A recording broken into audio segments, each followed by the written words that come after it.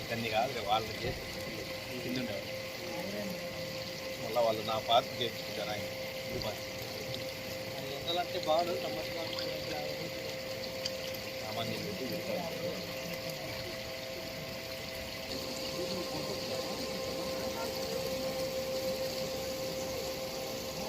Filter మీదేమో చేస్తాను filter చేస్తారా only దాంట్లో క్లీన్ చేసుకుంటాం.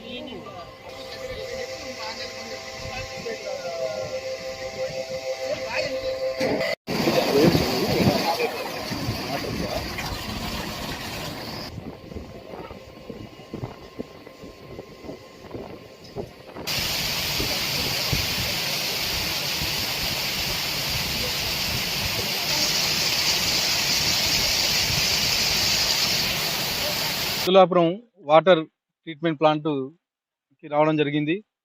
ఈ ముద్దులాపురం నుంచి ముఖ్యంగా పిఏబిఆర్ నుంచి ముద్దులాపురంకి వస్తాయి. ఇక్కడ వాటర్ ట్రీట్మెంట్ ఇక్కడ నుంచి అనంతపురం అర్బన్ నియోజకవర్గానికి వాటర్ రావడం జరుగుతుంది. గతంలో ఇక్కడ 61 MLD ట్రీట్మెంట్ ప్లాంట్ ఉండేది. అది కెపాసిటీ సరిపోవట్లేదని చెప్పేసి కొన్ని ఏరియాలకి వాటర్ రావట్లేదని చెప్పేసి మరి అదనంగా ఇంకొక 16 MLD ప్లాంట్ 2017లో మా ముఖ్యమంత్రి వర్యులు నారా చంద్రబాబు నాయుడు శాంక్షన్ చేయడం జరిగింది. 2017-18లో మొదలుపెట్టిన ప్లాంట్ దాదాపు 5-6 ఏళ్ల కాలం చేసి ఈరోజు ట్రయల్ రన్ ఇక్కడ తీయడం జరుగుతూ ఉంది. అంటే గత 5 ఏళ్లలో కనీసం అంటే నత్తనడకన పనులు సాగాయని చెప్పేసి ఉదాహరణ ఇది. కేవలం 16 కోట్లు మాత్రం చేసి ఉండే వర్క్ ఇది.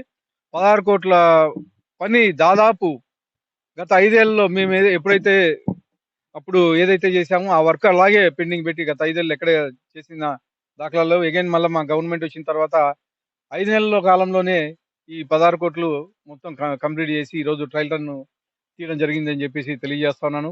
ఈ 16 MLD ప్లాంట్ రెడీ అయిన తర్వాత దీనికి సంబంధించి అదనంగా మాకు ఓల్డ్ టౌన్ అయితే ఏమి, నారాయణపురం పంచాయతీ ఏమి, రాజీవ్ కాలనీ పంచాయతీ ఏమి వీటికన్నిటికీ వాటర్ సప్లై చేయడం జరుగుతుంది. ఇప్పుడు కానీ 23 డివిజన్లకు మాత్రమే కంటిన్యూటీగా డైలీ వాటర్ వస్తున్నాయి. అదనంగా 27 డివిజన్లకి ఆల్టర్నేట్ డేస్ వస్తున్నాయి. ఈ అదనంగా వచ్చే 16 MLD ప్లాంట్ ద్వారా మొత్తం 27 + 23 50 డివిజన్లకి మరియు నారాయణపురం పంచాయతీ ఓల్డ్ టౌన్ వీటికన్నిటికీ డైలీ రెగ్యులర్ గా వాటర్ వచ్చే విధంగా కృషి చేస్తామని చెప్పేసి తెలియజేస్తున్నాను. అలాగే ఇక్కడ ఇంకా అంటే మోటార్లు అక్కడక్కడ గతంలో 2010లో నిర్మించిన ప్లాంట్ ఇది పాత ప్లాంట్.